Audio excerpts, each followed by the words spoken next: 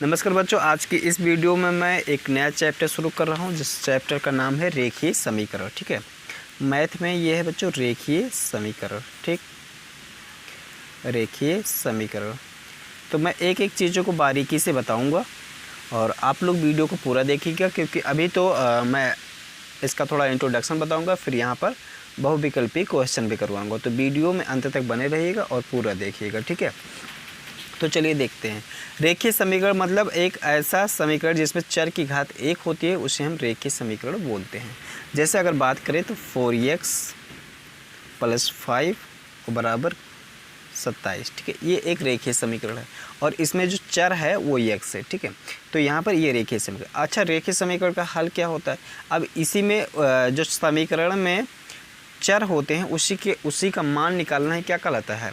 रेखीय समीकरण का हल कहलाता है बच्चों। ठीक है, तो यहाँ देखेंगे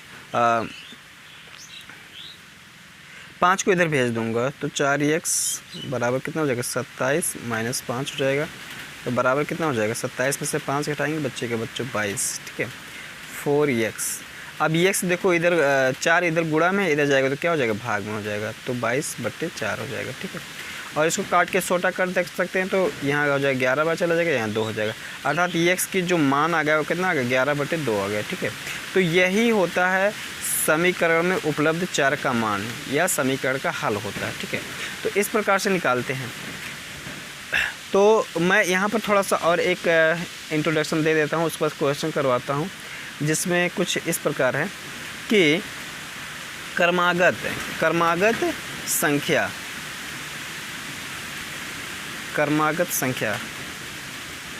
संख्या क्या होता है बच्चों? यहाँ पर x + 1, x + 2, x + 3, ये सभी क्या है? ऐसे डॉट डॉट डॉट, ये सब क्रमागत संख्या है। और क्रमागत सम संख्या क्या होता है? इसको ध्यान रखना है, क्योंकि इसी से रिलेटेड अभी क्वेश्चन लगेंगे। क्रमागत सम संख्या क्या हो जाएगा बच्चों? x + 2, x + 4, x + 6 और डॉट डॉट, ये सब क्रमागत सम संख्या। उसके बाद क्रमागत विषम संख्या। ठीक है, क्रमागत विषम संख्या क्या क्या हो जाएगा बच्चों? तो क्रमागत विषम संख्या यहाँ पर हो जाएगा 2x + 1, 2x + 3, 2x + 5, ये सभी क्या है? क्रमागत विषम संख्या। क्रमागत संख्या या किसे कहते हैं? सबसे पहले ये समझ लो, हमने तो इसको बता दिया, इसको ध्यान नहीं रखना है। क्रमागत संख्या किसे कहते हैं? शायद आप जानते भी होंगे या नहीं जानते हैं, तो देख लें। क्रमागत संख्या मतलब जो संख्या क्रम से हो उसे क्रमागत संख्या बोलते हैं। जैसे यहाँ पर 5, 6, 7, ये क्रमागत संख्या है। ठीक है, अगर जिसमें एक का अंतर हो उसे हम क्रमागत संख्या बोल सकते हैं। जैसे 16, 17, 18, ये सभी क्या है? क्रमागत संख्या है। ठीक है, तो अब हम बढ़ते हैं क्वेश्चन की तरफ। अच्छा, एक चीज़ और समझ लेते हैं। किसी भी त्रिभुज के अंतःकोणों का मान 180 अंश होता है। ठीक है, किसी भी त्रिभुज के अंतःकोणों का मान 180 अंश होता है। अब मैं यहाँ पर एक क्वेश्चन लेता हूँ और उसको आप लोगों को करवाता हूँ। तो यहाँ पर क्वेश्चन कुछ इस प्रकार से है कि दो संख्याओं का अंतर, यहाँ पर मैं लिखवा देता हूँ, दो संख्याओं का अंतर 66 है। उन संख्याओं का अनुपात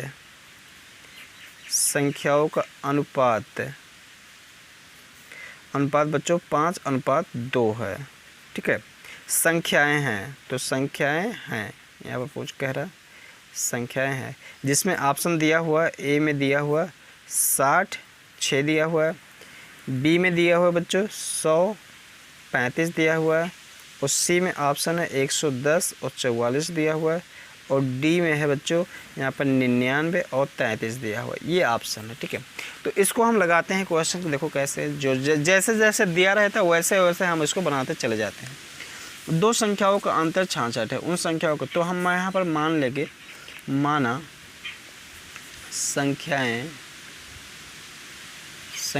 क्रमशः बच्चों हो जाएंगी x और y हैं। ठीक है, x और y है। तो यहाँ पर देखो दो संख्याओं का अंतर, इसका मतलब x - y बराबर कितना? 66 हो जाएगा, समीकरण नंबर 1 बना लेंगे। ठीक, फिर यहाँ पर क्या करें, उन संख्याओं का अनुपात 5:2 है, तो इन संख्याओं का अनुपात, इसका मतलब x अनुपात y बराबर कितना है, 5:2 है। ठीक है, तो इस तरीके से हो जाएगा। फिर इसको हम देखो क्या कर सकते हैं, अनुपात को बटे में इस तरीके से लिख सकते हैं, ये x बटे y और यहाँ पर 5/2 लिख सकते हैं। अब 2 इसके साथ गुणा और 5 इसके साथ, मतलब तिर्यक गुणा हो जाएगा, तो 2x और हो जाएगा बराबर बच्चों 5y। ठीक है, तो 2x माइनस 5y और बराबर हो जाएगा 0। समीकरण नंबर बन जाएगा 2। ठीक है, समीकरण क्या बन जाएगा, 2 बन जाएगा।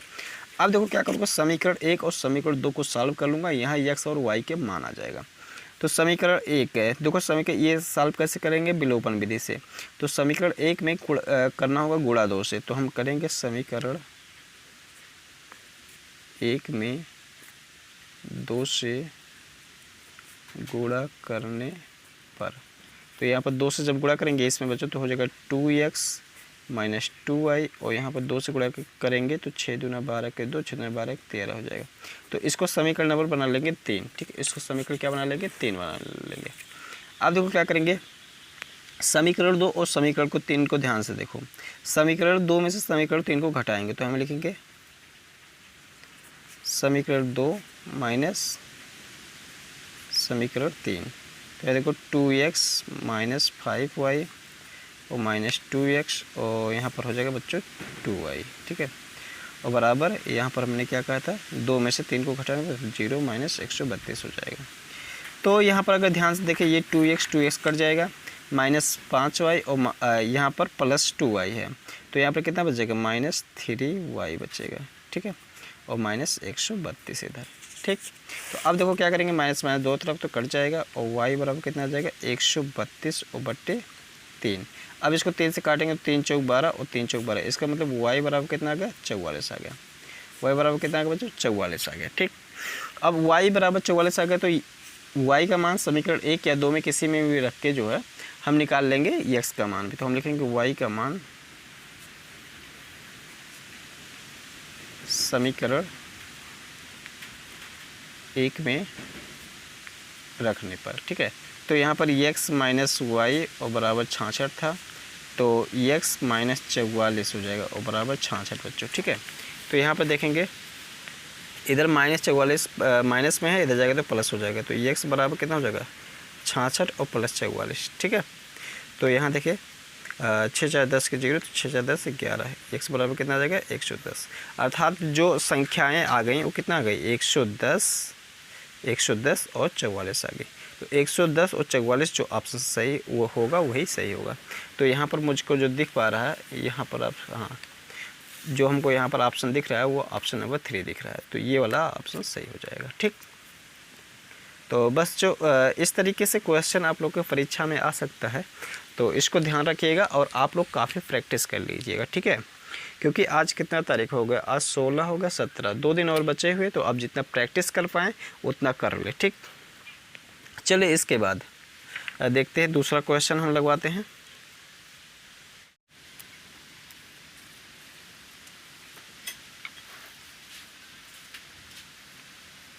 चलिए यहाँ दूसरा क्वेश्चन देख लेते हैं। देखो लिखा है 200 को 2 भागों में विभाजित कीजिए, यदि एक भाग का 1/3 और दूसरे भाग का 1/2 बराबर हों, बड़ा भाग है। ठीक है, तो इस प्रकार से देखो यहाँ पर कहा गया था, तो हमने यहाँ पर इसको सॉल्व किया। ठीक है, देखो लिखा है माना एक भाग x तथा दूसरा भाग क्या है, 200 माइनस x है। ठीक है, तभी तो यहाँ 200 के 2 भाग हो सकते हैं और एक बड़ा और एक छोटा हो सकता है, तो इसका हमने किया है। फिर देखो एक भाग का 1/3 यहाँ पर कह रहा था, एक भाग का 1/3 तो 1/3 कर लिया, और दूसरे भाग का 1/2 तो 200 माइनस x का 1/2 कर लिया। फिर देखो x का गुणा 1 में करेंगे तो x/3 और बराबर हो जाएगा 200 माइनस x/2 हो जाएगा। ठीक, फिर देखो क्या करेंगे, अब इसका इसके साथ गुणा और इसका इसके साथ गुणा, तो इसका x के साथ गुणा को तो 2x हो जाएगा और ये यहाँ पर गुणा को 200 माइनस x और गुणा 3 हो जाएगा। ठीक, इसके बाद देखिए 2x बराबर इसका अंदर गुणा कराएंगे तो 2 3 6 600 हो जाएगा और माइनस 3x हो जाएगा। ठीक है, तो इतनी चीज़ें आपको समझ में आ रही होंगी। फिर देखो यहाँ पर बच्चों क्या गया, 2x, इधर माइनस में 3x है तो इधर आ गया तो प्लस में 3x हो जाएगा और बराबर 600। तो 2x और प्लस 3x बराबर कितना हो जाएगा बच्चों 5x हो जाएगा और 5x बराबर 600। अब 5 इधर गुणा में है, इधर जाएगा तो क्या हो जाएगा भाग में हो जाएगा, तो 600/5 हो जाएगा। तो 5 से जब यहाँ पर काटेंगे तो 5 के पास 5 10 और 0 1, तो x बराबर कितना आ जाएगा 120 आ जाएगा। तो बड़ी संख्या जो आ जाएगी बच्चों वो 120 आ जाएगी। तो बड़ी संख्या कितने आ गई 120 आ गई। अब जो ऑप्शन सही होगा वो 120 वाला सही होगा। तो ये वाला ऑप्शन सही था, तो ये वाला ऑप्शन सही होगा। ठीक है, देखो बच्चों मैं यहाँ पर ऐसा इसलिए इसको करवा रहा हूँ क्योंकि एक बार ये वीडियो बन गया था, ठीक है, लेकिन माइक ना सेट हो पाने की वजह से वॉइस रिकॉर्ड नहीं हो पाया था, इसलिए मैं इसको ऐसे करवा दे रहा हूँ। ठीक है, यहाँ पर दोबारा मेहनत करना पड़ रहा है। ठीक, तो ये देखो तीसरा क्वेश्चन अब इस तरीके से देखो लिखा, ए और बी की आयु का अनुपात 5:7 है। कितना है 5:7 का है। अब से 4 वर्ष पश्चात उनकी आयु का अनुपात 3:4 होगा, तब बी की वर्तमान आयु क्या होगी, तब बी की वर्तमान आयु क्या होगी। तो हमने देखो यहाँ पर क्या किया, माना ए तथा बी की वर्तमान आयु क्या हो जाएगा, ए की अब वर्तमान आयु x तथा y की वर्तमान बी की वर्तमान आयु y कर लिया है। ठीक है, फिर देखो क्या कहा है इसमें, जैसा कहा कि a और b की आयु का अनुपात, तो a की आयु और b की आयु का अनुपात क्या हो, तो 5:7 हो गया है। फिर यहाँ पर इसको अनुपात को मैं बटे के रूप में लिख सकता हूँ, तो यहाँ पर बटे के रूप में लिख लिया हूँ। तो इसके बाद इसका इसके साथ गुणा और इसका इसके साथ गुणा, तो यहाँ पर देखो 7x हो गया और यहाँ पर बराबर 5y। फिर देखो क्या करें 7x - 5y बराबर 0, समीकरण नंबर 1 बन गया। ठीक है, इसको अभी ध्यान ना दे, अभी बताएंगे।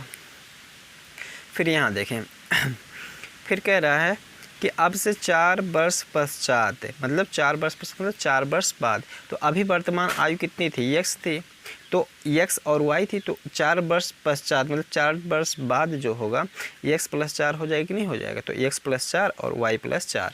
ठीक है, तो इन दोनों का अनुपात कितना आ गया है 3:4 आ गया है। ठीक है, अब देखो तो इसको क्या कर दे, अनुपात में दिया हुआ तो इसको बटे के रूप में लिख सकता हूँ। तो यहाँ पर बटे के रूप में जब लिखा इसको तो 4x + 4 हो गया, और देखो यहाँ पर तिरछा गुणा कर लिया, यहाँ पर भी ये इसके साथ गुणा हो गया, ये इसके साथ, तो 4 का यहाँ पर 4x + 4 और 3x y + 4 हो जाएगा। तो 4x और बराबर कितना हो जाएगा 16 बराबर 3y और प्लस कितना हो जाएगा 12 हो जाएगा। ठीक, अब देखें 4x और -3y बराबर हो जाएगा 12 - 16 हो जाएगा। तो 4x - 3y बराबर 12 - 16 कितना हो जाएगा -4 बचेगा। तो ये समीकरण नंबर 2 बना लिया इसको बच्चे, क्या बना लिया समीकरण नंबर 2। अब देखो फिर मैंने क्या किया, प्रतिस्थापन विधि लगाया है। प्रतिस्थापन विधि का मतलब ये होता है कि किसी भी समीकरण से x की वैल्यू या y की वैल्यू निकाल के दूसरे समीकरण में रख देना होता है। तो यहाँ देखो मैंने क्या किया 7x - 5y बराबर 0, तो 7x बराबर इसको इधर 75 है तो 5y हो जाएगा।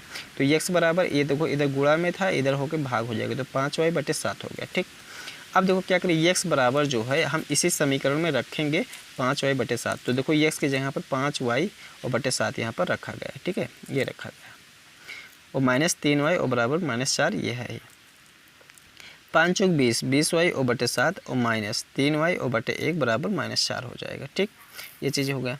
अब देखो 20y यहाँ पर 7 और 1 का एलसीएम 7 हो जाएगा, 20y और -7 21y हो जाएगा बराबर -4 हो जाएगा। ठीक है, तो यहाँ देखिए 20y - 21y -y हो जाएगा। ठीक, घटाएंगे तो -y हो जाएगा और 7 को इधर भेजेंगे तो -4 और गुणे 7 7 चौक 28 हो जाएगा। तो माइनस दोनों तरफ था तो ये कट गया और y की वैल्यू कितना आ गया 28 आ गया। अच्छा, y किसका वर्ष था, y b का आयु थी ना, तो यहाँ पर b की आयु कितनी आ गई 28 वर्ष आ गया। तो जो ऑप्शन होगा यहाँ पर बच्चों, ऑप्शन जो सही हो जाएगा, मैंने ऑप्शन यहाँ पर लिख रखा है आपकी बार, ए में ऑप्शन था 20 वर्ष, बी में था 28 वर्ष और सी में था 15 वर्ष और डी में था 21 वर्ष। तो यहाँ पर बी में 28 वर्ष था तो यहाँ पर 28 वर्ष सही हो जाएगा। ठीक, बढ़ेंगे इस तरीके से बच्चों आगे। तो यहाँ पर है, ठीक है,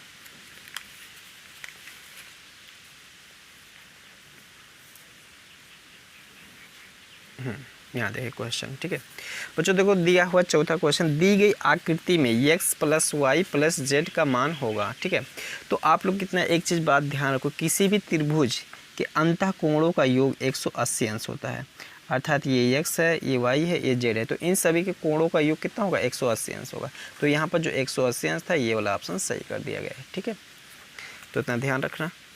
इसके बाद आगे बढ़ते हैं। बहुत ही बेहतर अच्छा क्वेश्चन है इसको समझने के लिए बच्चों।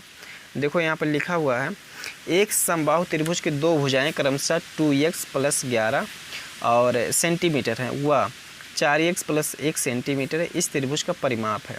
तो यहाँ पर ऑप्शन में दिया गया है 50 सेंटीमीटर, बी में दिया गया 55 सेंटीमीटर, सी में दिया गया 63 सेंटीमीटर और डी में दिया गया है 65 सेंटीमीटर। तो देखो बच्चों, मैंने यहाँ पर क्या करा हूँ, एक समबाहु त्रिभुज बना लिया हूँ। ठीक है, समबाहु त्रिभुज का मतलब जिसकी सभी भुजाएं बराबर होते हैं उसे समबाहु त्रिभुज कहते हैं। तो यहाँ पर दिया होता है दो भुजाएं, दिया होता है 4x + 1 और 2x + 1। चूँकि समबाहु त्रिभुज की सभी भुजाएं बराबर होती है इसलिए मैंने इसको बराबर रखा है। देखो बराबर रखा, तो जब बराबर रखा तो बच्चों मैंने पक्षांतर करके x का मान निकाल लिया। x का मान यहाँ पर कितना आ गया? 5 आ गया। ठीक है, पक्षांतर करके सॉल्व किया है। अब इस x का मान जो है हम किसी एक भुजा में रखेंगे। तो 4x + 1 मैं ये भुजा ले लिया और यहाँ पर x का मान रखा, तो 4 और गुणे 5 हो जाएगा +1, तो 4 × 5 = 20 और +1 = 21 हो जाएगा। तो 21 सेंटीमीटर यहाँ पर आ जाएगा। कितना आ जाएगा बच्चों? 21 सेंटीमीटर एक साइड की माप आ गई। तो यहाँ पर हमको पूछा था परिमाप। क्या पूछा था? परिमाप। तो परिमाप मतलब सभी भुजाओं की लंबाइयों का योग होता है। तो 21 सेंटीमीटर 21 सेंटीमीटर 21 सेंटीमीटर, देखो 21 21 63 सेंटीमीटर। तो ये 63 सेंटीमीटर। तो कौन सा ऑप्शन सही है बच्चों? यहाँ पर 63 ऑप्शन ये वाला सही हो जाएगा। ठीक, तो उम्मीद है इतनी चीज़ें समझ में आ रही होगी। फिर देखते हैं अगला क्वेश्चन लिखा 6वां है यहाँ पर।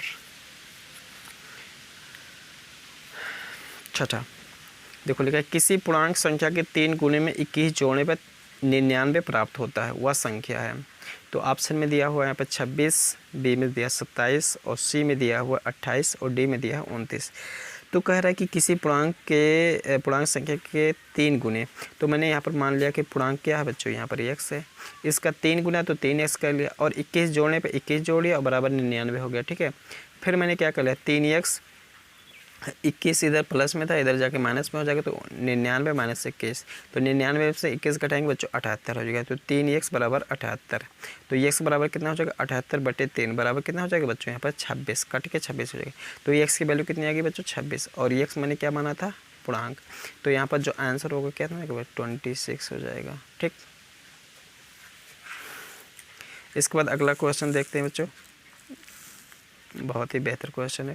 देखो लिखा है, 15 दर्जन आम 120 रुपये में ख़रीदे जाएं तो 25 दर्जन आम का दाम कितना होगा? तो 15 दर्जन आम कितने के? 120 रुपये के हैं। तो एक दर्जन आम कितना हो जाएगा बच्चों? 120/15। ठीक है, तो 15 × 8 = 120 होता है। हाँ, तो ये 8 पर चला गया। तो एक दर्जन आम कितने रुपये का हो गया? 8 रुपये का हो गया। तो 25 दर्जन आम बच्चों, 25 दर्जन आम बराबर कितना हो जाएगा बच्चों? 25 और गुणे 8, तो 25 चौके 100 होता है, 25 × 8 = 200, तो 25 × 8 बच्चों 200 होगा। तो यहाँ पर 200 ऑप्शन सही हो जाएगा। ठीक है, तो 200 जो होगा वही सही होगा। तो यहाँ पर हमको ये दिख रहा है, तो ये वाला सही हो जाएगा। ठीक, बढ़ते हैं बच्चों आगे क्वेश्चन की तरफ। माना बच्चों यहाँ पर वर्तमान आयु मान लेते हैं, इसको सॉल्व करते हैं। माना वर्तमान आयु बराबर x वर्ष है बच्चों। ठीक है, तो 12 वर्ष पश्चात आयु, तो 12 वर्ष पश्चात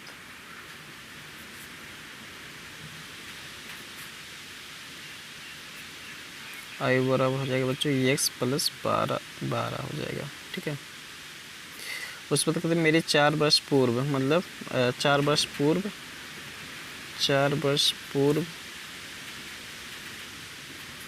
पूर्व आयु कितनी हो जाएगी बच्चों? x - 4 वर्ष। ठीक है, तो कह रहा है कि यहाँ पर हम देखते क्या कहता है, 12 वर्ष पश्चात। तो 12 वर्ष पश्चात मैं यहाँ पर लिख लेता हूँ। ठीक है, मेरी आयु मेरी 4 वर्ष पूर्व आयु की 3 गुनी होगी। तो 4 वर्ष पूर्व आयु x - 4 है और इसके 3 गुनी होगी, तो इतना होगा। ठीक है, तो वर्तमान आयु, तो इसको सॉल्व करते हैं। x + 12 बराबर हो जाएगा 3x और -12 हो जाएगा। तो x को इधर लेके चले आते हैं, 3x - x हो जाएगा और बराबर 12 + 12। तो यहाँ पर हो जाएगा 2x, बच्चों कितना हो जाएगा 24 हो जाएगा। तो x बराबर कितना हो जाएगा 24/2 हो जाएगा, कट जाएगा तो यहाँ पर बच जाएगा 12।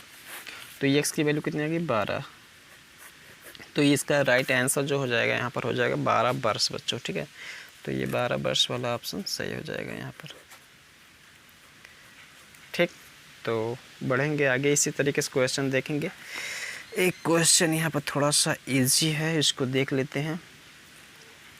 यदि लिखा है, यदि 3x - 4, ये x है बच्चों, 3x - 4 64 - x बराबर 10, तो x का मान, तो x बराबर क्वेश्चन मार्क दिया हुआ है, जिसमें ऑप्शन दिया हुआ है 133 और बी ऑप्शन में दिया हुआ है 38, सी में दिया हुआ है -286 और डी में दिया हुआ है 66.5, ठीक।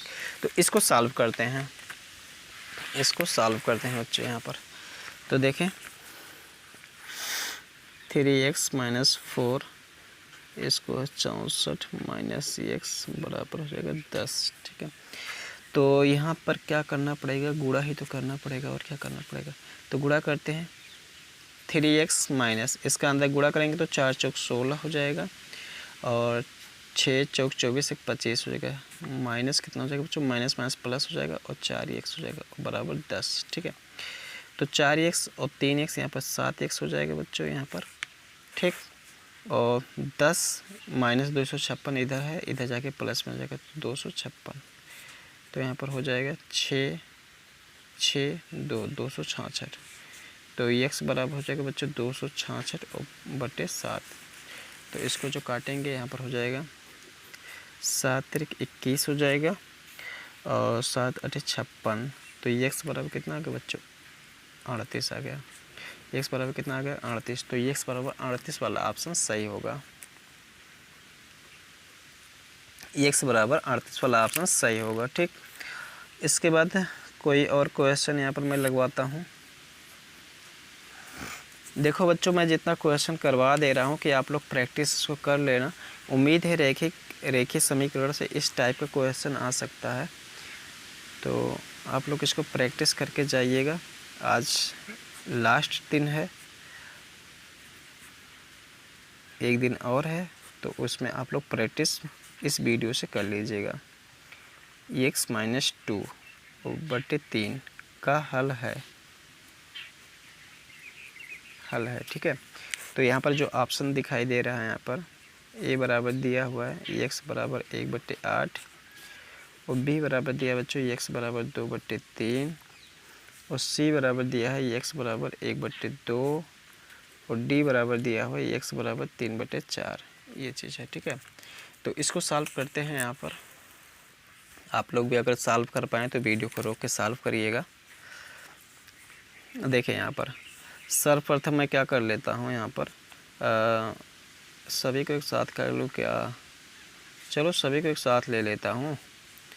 तो यहाँ देखो 2x - 3/4 -2x - 1/2, इसको भी इधर ले तो इधर प्लस में, इधर आके माइनस में हो जाएगा।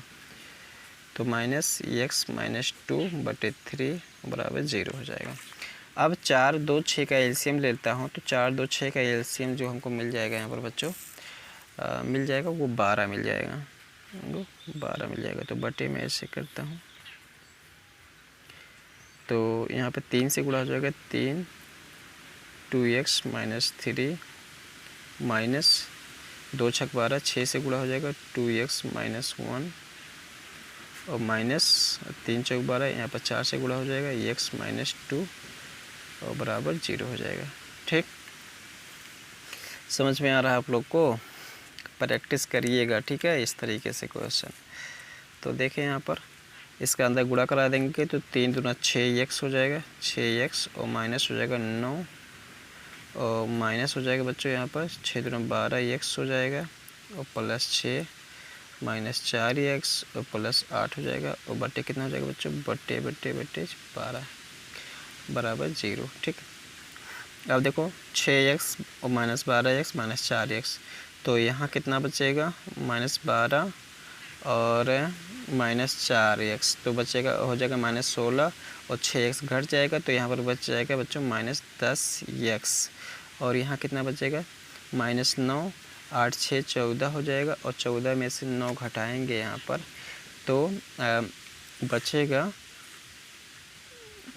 5। ठीक है, क्योंकि 8 6 14 और 14 में से 9 घटा देंगे तो बचेगा यहाँ पर 5 हो जाएगा, तो 5 बराबर 0 हो जाएगा। क्यों 0 हो जाएगा बच्चों, क्योंकि 12 इधर गुणा में है, इधर भाग में है, इधर जाएगा गुणा में हो जाएगा, तो 0 का गुणा 12 से करेंगे तो 0 ही तो हो जाएगा और यहाँ पर हो जाएगा -10x और प्लस इधर में है। ठीक है, इधर जाएगा तो क्या हो जाएगा, माइनस हो जाएगा, तो ये माइनस माइनस कट जाएगा, तो x बराबर 5/10, तो ये कटेगा तो 1/2 आ जाएगा, तो इसका मतलब x बराबर कितना आ जाएगा, 1/2 आ जाएगा, तो x बराबर 1/2 यहाँ पर ऑप्शन में दे भी रहा है, तो यही वाला ऑप्शन सही हो जाएगा। ठीक, अच्छा यहाँ पर मैं दिखा दे रहा हूँ, ये कहाँ गया भाई ये ऑप्शन, हाँ ये वाला ऑप्शन है, तो ये ऑप्शन था, ये ऑप्शन सही हो जाएगा। ठीक है, तो आज के लिए वीडियो में इतना ही रखेंगे, आप लोग इतना क्वेश्चन प्रैक्टिस करिएगा। अगर इस तरीके से क्वेश्चन आप लोग लगा लेते हैं तो उम्मीद है कोई ना कोई क्वेश्चन मिल जाएगा आप लोग को और आप लोग उसको लगा कर आएंगे। और यदि आप वीडियो पे नए थे, आपने वीडियो पूरा देखा है तो वीडियो को लाइक और चैनल को सब्सक्राइब भी कर लो। अगर अच्छा लगा हो तो, नहीं अच्छा लगा हो तो कोई बात नहीं, चलिए।